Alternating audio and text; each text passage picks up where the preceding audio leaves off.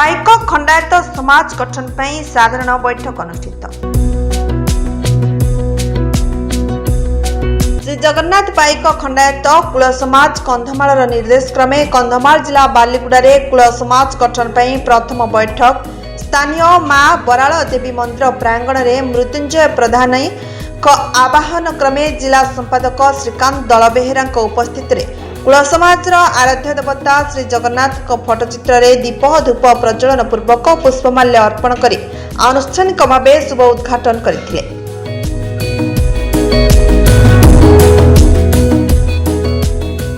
बालीगुड़ा सहर शताधिक पाइक खंडायत भाई उपस्थित आयोजित उक्त सभारे संपादक श्रीकांत दलबेहेरा निज वक्तव्य युवशक्ति को संस्कार शिक्षा नारी शिक्षा पारिवारिक सर्वे संबंध में आलोचना कर बुझाइथिले।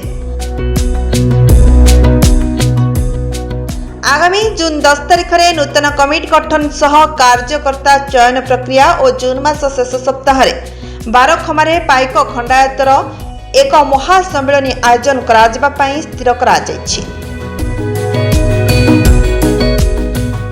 बालीगुड़ारू Sanjay Kumar Panigrahi report for news 9।